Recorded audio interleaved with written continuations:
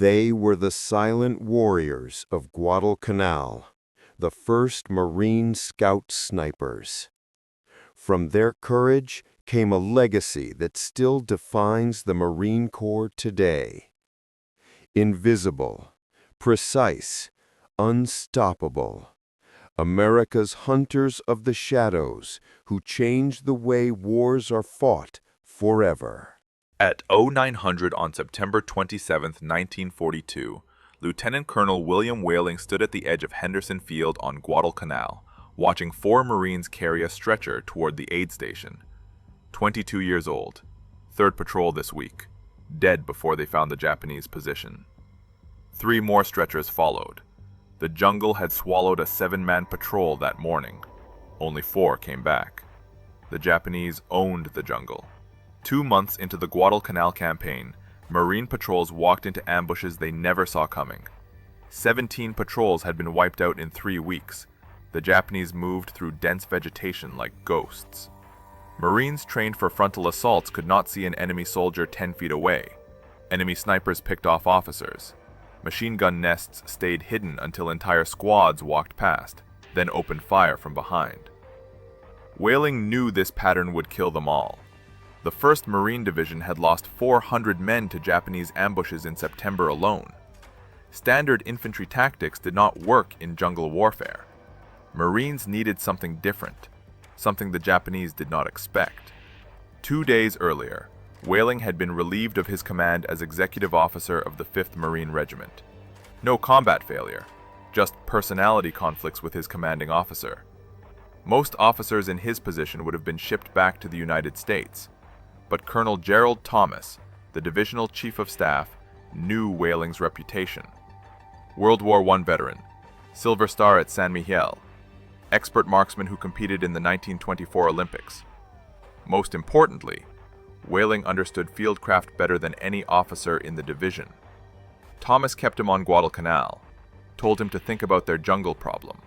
Whailing spent 3 days watching patrols leave and counting how many returned. The mathematics were brutal. At this rate, the division would run out of infantrymen before the Japanese ran out of jungle. He needed men who could hunt the hunters, men who understood stalking, men who could read terrain and move silently, men who could kill without being seen. On September 29th, Whailing walked into General Alexander Van de Grift's command tent with a proposal. Organized a scout sniper unit, 100 volunteers, hand-picked from Marines with hunting backgrounds, outdoorsmen, skilled marksmen. Train them in reconnaissance and ambush tactics.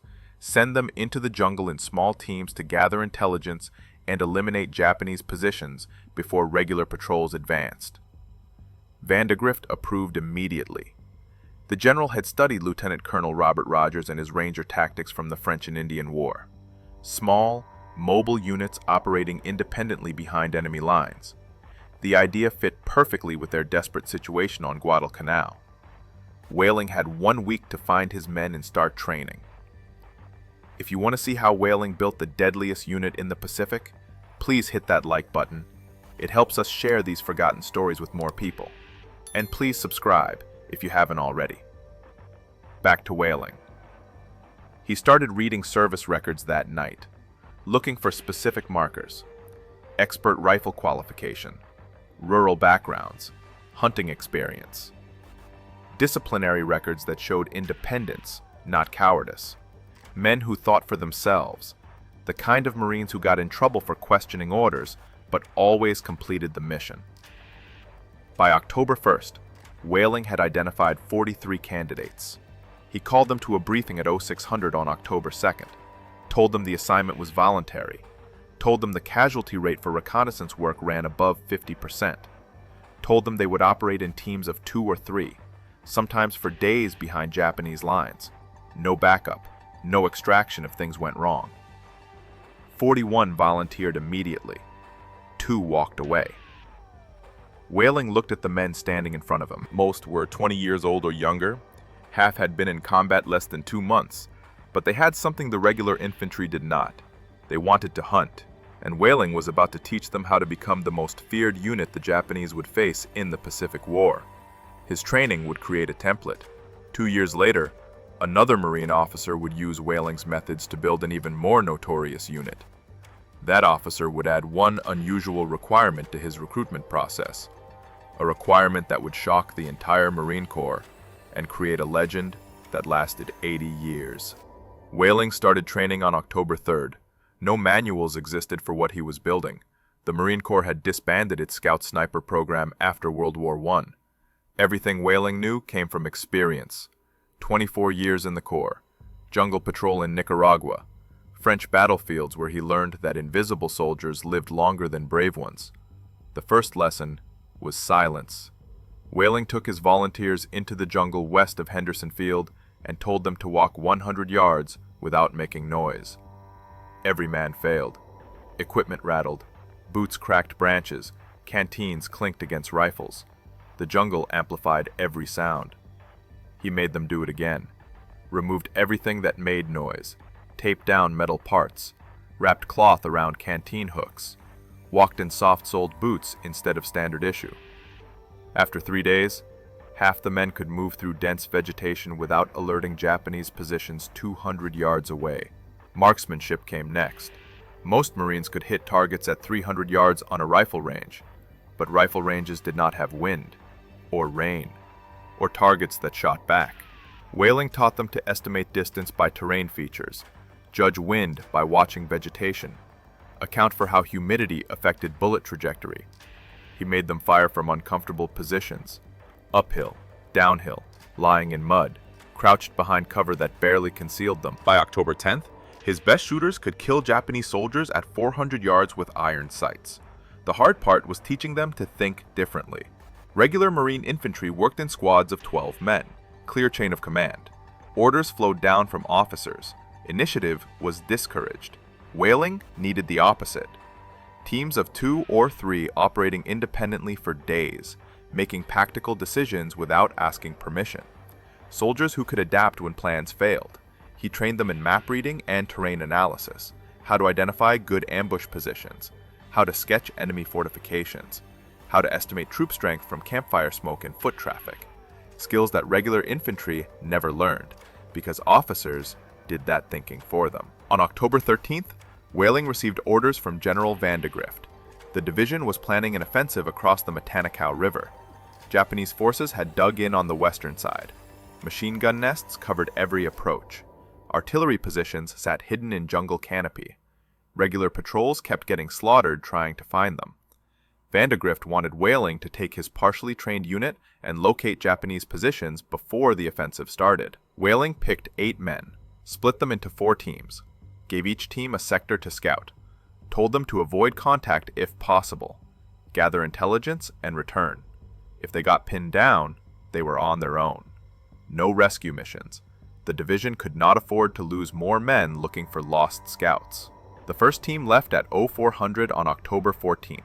2 Marines, both from Montana. Both grew up hunting elk in mountain forests. They moved west along the Matanikaw River for 3 hours, found a Japanese artillery position at 0715. 4 Type 92 howitzers hidden under camouflage netting. 60 soldiers. They sketched the position, counted ammunition crates, and returned by noon. The second team found a machine gun nest overlooking a river crossing. The third team mapped Japanese patrol routes. The fourth team ran into trouble. They were mapping a trail network when a Japanese patrol appeared. 5 soldiers, 50 yards away. The 2 Marines froze, waited for the patrol to pass. But one Japanese soldier stalked, looked directly at the position where the Marines hid in vegetation, raised his rifle. The Marine closest to him fired first. Single shot. The Japanese soldier dropped. His 4 companions scattered, started shouting. Within 30 seconds, whistles echoed through the jungle, enemy troops converging on the sound. The 2 Marines ran, headed east toward Marine lines. Japanese soldiers followed. The chase lasted 40 minutes. The Marines reached friendly positions with 11 enemy soldiers 200 yards behind them, but they brought back critical intelligence. Whaling now had detailed maps of Japanese positions along a 2-mile front, information that regular patrols had failed to gather in 2 months of trying, information that cost dozens of Marine lives. General Vandegrift looked at the maps on October 15th and immediately changed his offensive plan. Instead of a frontal assault, he would use the scout teams to guide flanking maneuvers around Japanese strongpoints. Whaling's unit had proven the concept worked. Now Vandegrift wanted more.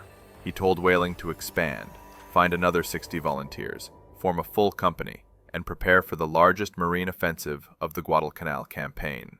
The battle for the Matanacao was coming, and Whaling's scout snipers would lead the way into the deadliest jungle fighting the Pacific War had seen. The Matanacao offensive began at 0600 on October 6, 1942. Whaling scouts moved out 30 minutes before the main assault.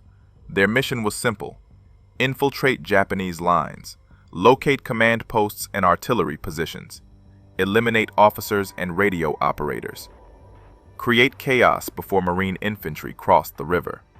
Whaling organized his scouts into a special task force, combined them with 3rd Battalion 2nd Marines. The unit was officially called the Composite Battalion. Everyone else called it the Whaling Group. They crossed the Matanacao River 3 miles upstream from Japanese positions, moved through jungle so dense that visibility dropped to 20 feet. No trails, no maps, just compass bearings and intuition. By 0800, they had penetrated 2 miles behind Japanese lines without being detected. The first engagement happened at 0920. A Whaling Group scout team spotted a Japanese command post, tent with radio equipment, 6 officers studying maps, 15 soldiers providing security. The scouts waited until officers gathered for a briefing, then opened fire from 200 yards, killed 4 officers in the first volley. The remaining Japanese soldiers scattered into jungle, never found who shot them. 30 minutes later, another scout team eliminated a forward observer calling artillery strikes on Marine positions. Single shot from 300 yards. The observer dropped. Artillery fire stopped. Marine infantry advanced 600 yards before Japanese gunners realized their spotter was dead. By noon, Whaling Group had encircled Japanese positions west of the Matanacao.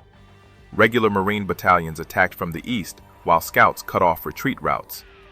Japanese forces found themselves trapped between 2 forces. No escape, no reinforcements. The fighting lasted 4 days. Between October 6th and October 9th, approximately 750 Japanese soldiers died in the encirclement. The 4th Infantry Regiment effectively ceased to exist as a combat unit. Marine casualties were lighter than any previous offensive: 43 killed, 112 wounded. General Vandegrift credited the scout snipers with changing the tactical situation. Small teams gathering intelligence, eliminating key targets, disrupting command and control. The Japanese had not expected Marines to fight like this. Expected frontal assaults, not infiltration and ambush. Whaling's methods worked, but they came with a price. On October 8th, Whaling took shrapnel from a mortar round. Nothing critical, just enough to put him in a field hospital for observation. Infection set in 3 days later. By October 15th, fever forced evacuation to a hospital ship. He spent the next 4 months recovering, missed the rest of the Guadalcanal campaign, but his program survived. The 1st Marine Division formally established scout sniper platoons in each infantry regiment. Headquarters Company got a dedicated reconnaissance section. Training became standardized. Selection criteria formalized. Everything Whaling created from scratch in September became official Marine Corps doctrine by December. The division awarded him the Legion of Merit in February 1944. Citation read that he organized a scout sniper detachment and supervised training of selected groups in scouting, stalking, and ambush tactics. That his instruction and expert knowledge of jungle warfare contributed immeasurably to success achieved by Marine patrols. Whaling never returned to Guadalcanal. Took command of 1st Marine Regiment in Australia, led them at Cape Gloucester. Eventually commanded 29th Marines on Okinawa, where he earned the Navy Cross. Retired as a Major General in 1954. But his real legacy was not medals. It was a concept, a template for how Marines could fight differently. His program became the foundation for all Marine scout sniper operations. Through World War II, Korea, Vietnam, every conflict where Marines needed eyes in places regular infantry could not go. 2 years after Whaling created his program, another Marine officer read his after-action reports, studied his training methods, decided to build something even more aggressive, an elite platoon that would take Whaling's ideas and add one controversial twist. This officer did not want disciplined Marines. He wanted fighters, troublemakers, men who won brawls and ended up in the brig. He was about to create the most legendary scout sniper unit of the Pacific War. At 0700 on January 15, 1944, First Lieutenant Frank Tachsky walked through the brig at Marine Corps Base Camp Tarawa in Hawaii. 29 years old, combat veteran of Guadalcanal and Tarawa, looking for the worst Marines in the 2nd Marine Division. He found them. 18 men locked in cells for fighting, assault charges, insubordination, destruction of property, the kind of disciplinary problems that got Marines dishonorably discharged. Tachsky was not there to punish them. He was there to recruit them. 3 months earlier, Colonel James Risley had given Tachsky an unusual order. Form an elite scout sniper platoon for the 6th Marine Regiment. Model it after British commandos. Train 40 men in reconnaissance and long-range killing. But do not recruit from regular infantry. Risley wanted something different. He wanted men who could not follow orders, men who thought for themselves, men who would survive behind enemy lines where rulebook tactics got you killed. Tachsky understood the assignment. He had read William Whaling's after-action reports from Guadalcanal, studied how small teams of scouts disrupted Japanese operations. But Whaling had recruited hunters and outdoorsmen, disciplined men who happened to have fieldcraft skills. Tachsky wanted the opposite. He wanted fighters. His selection criteria was simple. Find Marines who won fights and ended up in the brig. Ignore the losers who went to the infirmary. He explained his logic to skeptical officers. When 2 Marines fight, one wins and one loses. The loser goes to sickbay. The winner goes to the brig for assault. Standard Marine justice punished the wrong man. The winner proved he could handle himself, proved he would not quit when things got violent. That was the Marine Tachsky wanted on his team. The brig commander thought he was insane, told him these men were troublemakers, criminals, the worst discipline cases in the division. Tachsky said that was exactly what he needed. Over 3 weeks, Tachsky interviewed 47 Marines with disciplinary records, asked them why they fought, what they did before joining the Corps, whether they could kill a man silently with a knife. 23 volunteered. Another 17 came from regular infantry, Marines with expert marksman ratings who had proven themselves at Tarawa. By February 1st, Tachsky had his 40 men, called them the Scout Sniper Platoon of the 6th Marine Regiment. The nickname came later, after they started stealing everything not bolted down on the big island of Hawaii. Training began in the jungle highlands near Hilo. Tachsky used Whaling's methods as a foundation. Silent movement, long-range marksmanship, map reading. Then added hand-to-hand combat training, knife fighting, garrote techniques, how to kill sentries without making noise. British commando tactics adapted for Pacific jungle warfare. The platoon learned to live off the land, hunt wild boar, catch fish, identify edible plants. Survival skills for operating behind enemy lines where resupply was impossible. They trained with piano wire garrotes, learned how to roll the wire in glue and crushed glass. One Marine named Wild Bill Emmerich became infamous for rescuing wounded men from kill zones using nothing but a garrote and silence. Equipment was a problem. The Marine Corps issued them World War I-era Springfield rifles. Outdated rations. No proper camouflage. So they stole better gear, raided Army supply depots at night, took newer weapons, stole canned food and whiskey, even stole an Army captain's Jeep and repainted it marine green. If you want to see how these 40 thieves earned their nickname on Saipan, please hit that like button. Every like helps us share more forgotten stories. And please subscribe if you haven't already. Back to the thieves. The stealing became legendary.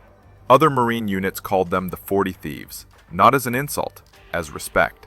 These men operated outside normal military constraints, took what they needed to survive.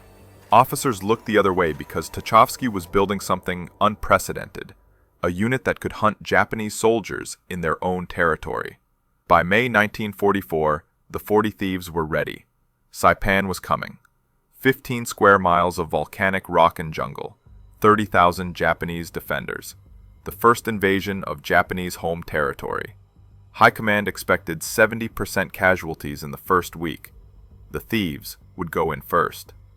Days before the main landing, their mission was simple: scout enemy positions, map defenses, kill officers, and survive long enough to guide the assault force through the bloodiest invasion of the Pacific War. At 0530 on June 15, 1944, Corporal Bill Knuppel crouched in a Higgins boat 300 yards off Saipan's western shore. 21 years old, member of the 40 Thieves, watching naval bombardment tear apart the beach ahead. The noise was unbelievable. 16-inch guns from battleships, 5-inch destroyer batteries, rockets from landing craft. The entire shoreline disappeared under smoke and fire. The Japanese were waiting anyway. The 2nd and 4th Marine Divisions hit the beach at 0840. 8,000 Marines in the first wave. Japanese artillery opened fire immediately. Mortars, machine guns, artillery zeroed on landing zones. Marines died before they left their boats. Bodies floated in surf. Wounded men drowned in 3 feet of water. The 40 Thieves landed in the 4th wave. Their mission was different from regular infantry. While line companies fought for the beaches, Tachsky's platoon moved inland, looking for Japanese command posts, artillery positions, supply dumps, targets that regular Marines would not reach for days. By noon, the Thieves had penetrated half a mile inland, found themselves in dense sugarcane fields where visibility dropped to 10 feet. Perfect terrain for ambush. Japanese soldiers hid everywhere, in caves, underground bunkers, spider holes covered with vegetation. The first silent kill happened at 1300 hours. 2 thieves were scouting a trail when they spotted a Japanese radio operator, alone, setting up antenna wire. They approached from behind. Piano wire garrote. The operator died without making a sound. They took his maps and radio codes, left his body hidden in sugarcane. 2 hours later, another team eliminated a 3-man observation post. Knives. No gunfire. Japanese officers never knew their forward observers were dead. Artillery fire became uncoordinated. Marines advanced through gaps in defensive fire. This was what Tachsky had trained them for. Silent killing. Operating independently.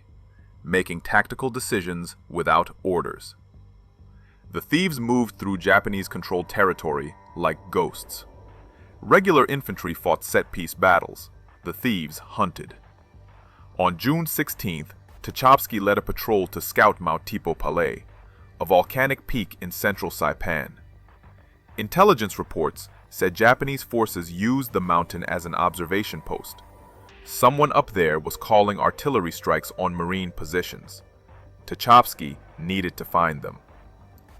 The patrol climbed through jungle so thick they used machetes, reached the base of Mount Tipo Palais at 0900, found a trail leading up the slope, fresh footprints, bicycle tracks. The Japanese were using bicycles to move supplies and troops down the mountain. Tachsky positioned his best snipers along the trail, 5 men with Springfield rifles mounted with U-Nurdle scopes, told them to wait for targets. By noon, Japanese soldiers started descending on bicycles. Officers, couriers, supply runners. They made easy targets. The thieves killed 14 men that afternoon, never fired more than 1 shot per target, never gave away their position. The Japanese response was predictable. They sent a patrol to find the snipers. 40 soldiers, moving uphill toward thief positions.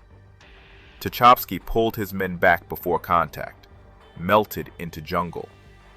The Japanese patrol found nothing but empty firing positions and dead bodies. That night, Tachsky received new orders. Division intelligence had located a Japanese ammunition depot near Garapan, Saipan's capital city. Command wanted the thieves to scout the depot and report on security, possibly destroy it if the opportunity presented itself. The mission was suicide. Garapan sat 2 miles behind Japanese lines. Thousands of enemy soldiers between Marine positions and the city. No support, no backup. If something went wrong, the thieves would be on their own. Tachsky picked 8 men, best fighters in the platoon, told them they would leave at 0200 on June 17th, move through Japanese lines under darkness, scout the depot, return before dawn.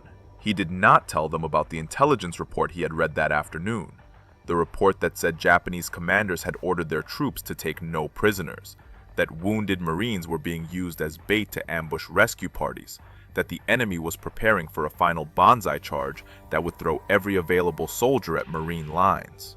The thieves were walking into hell, and they would not come back the same men who left. The 8-man patrol left Marine lines at 0200 on June 17th. No moon. Complete darkness. They moved west through sugarcane fields toward Garapan. Every 50 yards they stopped, listened. The jungle was never silent on Saipan. Japanese patrols moved constantly. Artillery rumbled in the distance. Wounded men screamed in no man's land between the lines. By 0330, the thieves had covered a mile, crossed 2 Japanese patrol routes without being detected. Sergeant Bill Knuppel led the way, reading terrain by feel, stopping whenever he sensed movement ahead. The rest of the patrol followed in single file, 10-foot intervals. No talking, hand signals only. They reached the outskirts of Garapan at 0415. The city had been flattened by naval bombardment, buildings reduced to rubble, streets cratered, but infrastructure remained. The thieves could see Japanese soldiers moving through ruins, supply trucks, communication lines. This was still a functioning military base despite the destruction.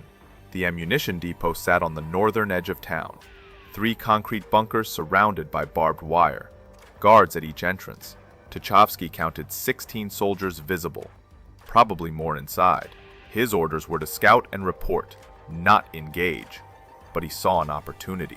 The bunkers had ventilation shafts, narrow openings in the concrete, large enough for a satchel charge. If they could place explosives without being detected, they could destroy the entire depot, eliminate tons of Japanese ammunition, cripple enemy artillery for days. He made the decision. 2 men would approach the nearest bunker, plant charges. The rest would provide covering fire if things went wrong. They would detonate at 0500, then run like hell back to Marine lines before Japanese forces realized what happened. Corporal Roscoe Mullins and Private Otto Hebel volunteered. Both had engineering experience. Both understood demolitions. They moved toward the bunker at 0430, crawled the last 100 yards. Took 20 minutes to reach the ventilation shaft. Japanese guards walked patrol routes 30 feet away. Mullins waited until a guard turned his back, then lifted the satchel charge to the ventilation opening, wedged it inside, set the timer for 15 minutes, pulled back slowly. They were 10 yards from the bunker when a guard spotted them. The Japanese soldier shouted, raised his rifle.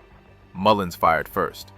The guard dropped, but his shout had alerted the entire depot. Whistles echoed through ruins. Soldiers poured out of buildings. The thieves opened fire from their position 200 yards away, covering Mullins and Hebel while they ran. The satchel charge detonated at 0457, 3 minutes early. The explosion tore through the bunker. Secondary explosions followed as ammunition inside ignited. Artillery shells, mortar rounds, small arms ammunition. The entire depot chain reacted. Explosions continued for 5 minutes. The sky turned orange. Debris rained down across Garapan.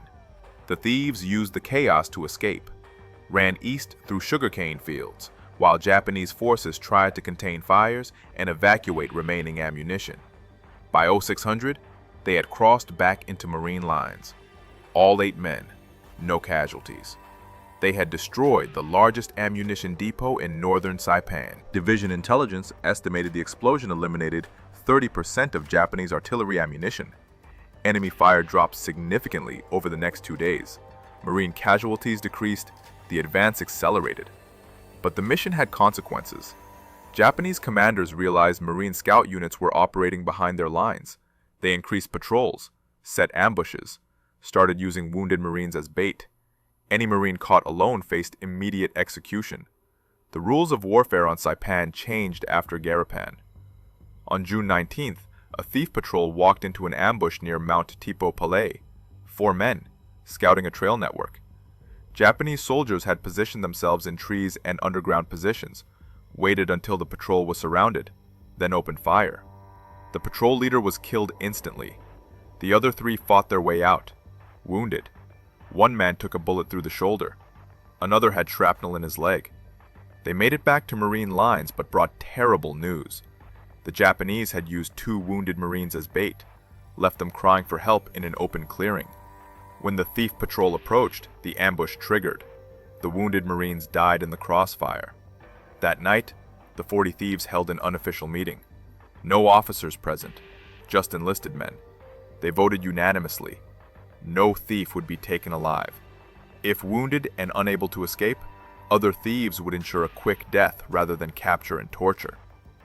The war on Saipan had become personal. By June 23rd, the 40 Thieves had been in continuous combat for 8 days. No rest, no rotation off the line. They operated in 12-hour shifts. Half the platoon scouting during daylight, the other half infiltrating Japanese positions at night. Sleep came in 2-hour intervals. Food was whatever they could steal or scavenge. Casualties mounted. The platoon had started with 40 men. By June 23rd, 32 remained combat effective.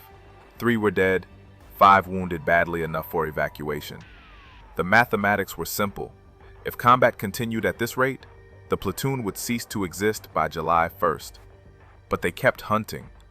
On June 24th, a 4-man team scouted Japanese positions in the Kagman Peninsula, found a battalion command post in a cave system, 20 officers, radio equipment, maps showing defensive positions across northern Saipan.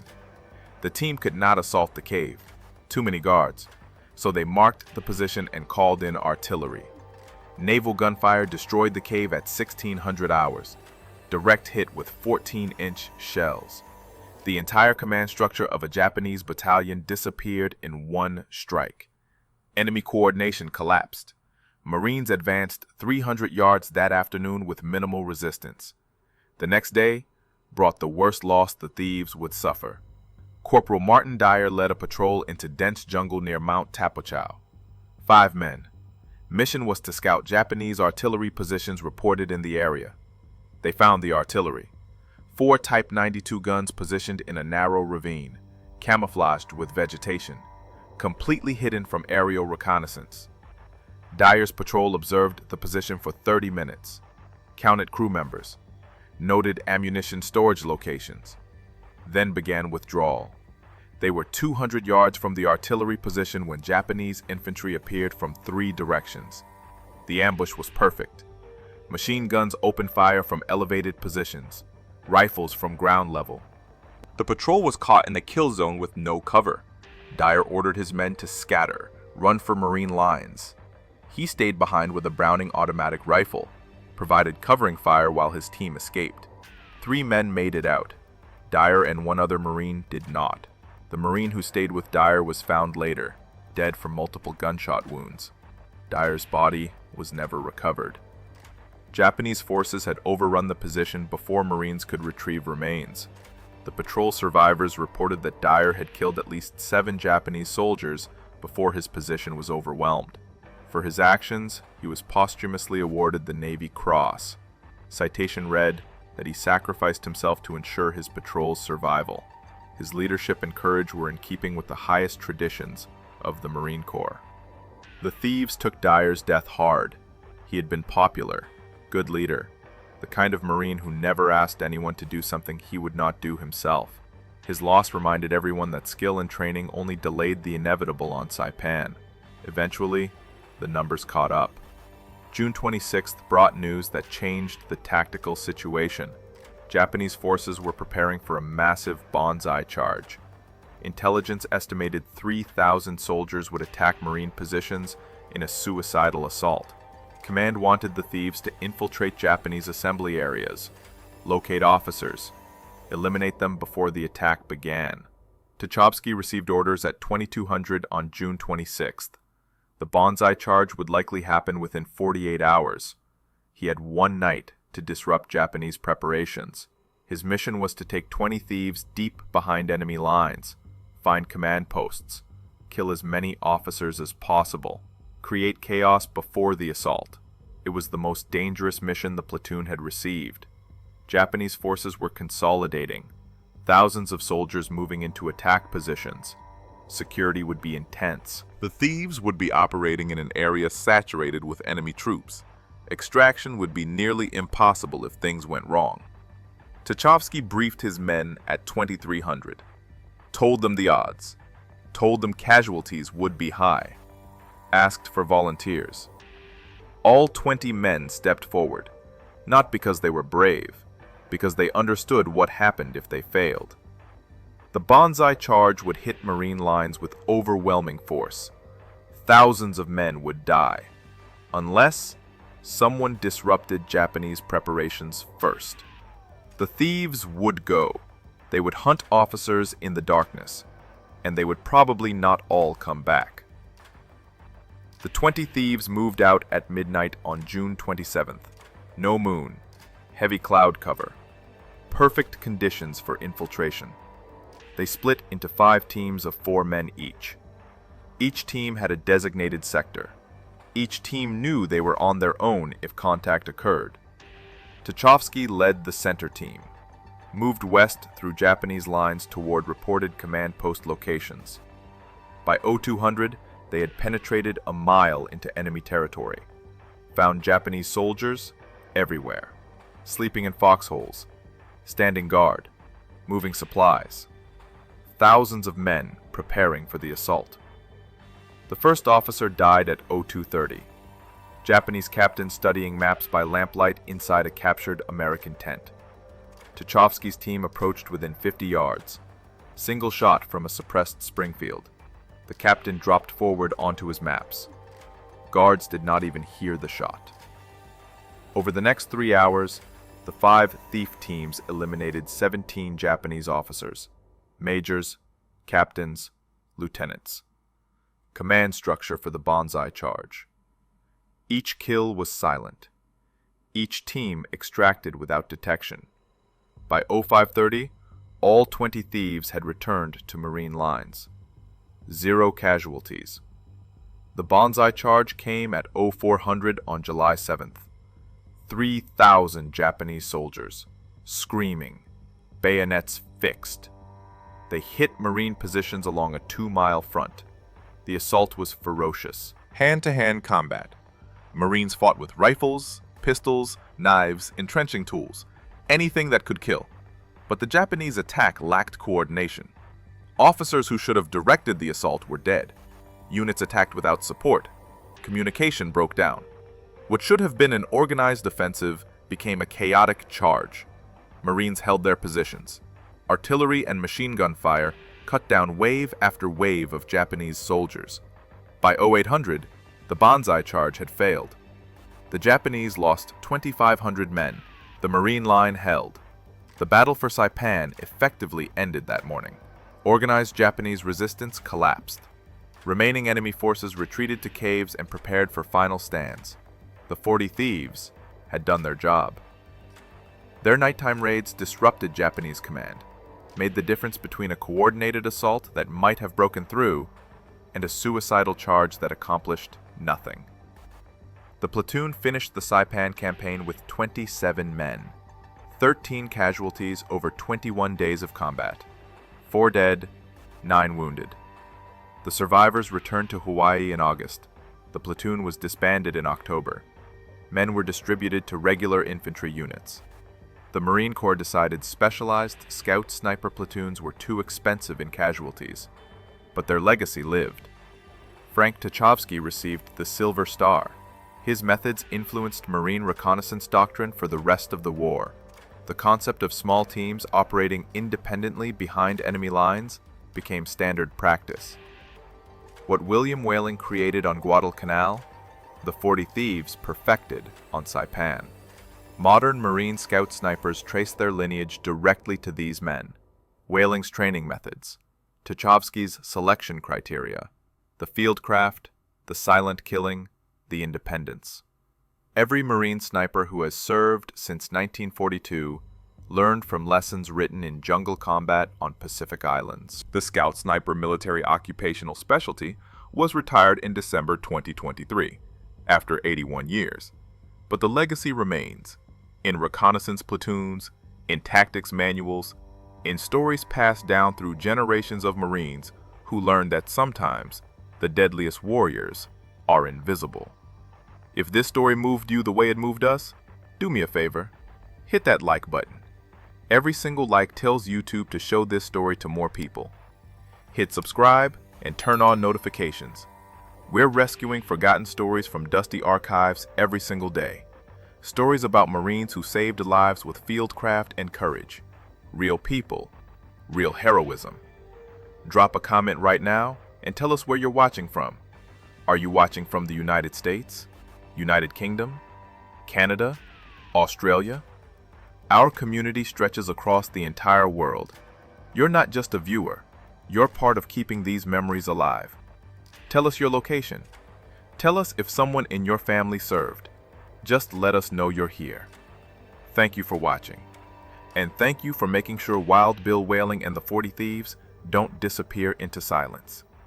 These men deserve to be remembered, and you're helping make that happen.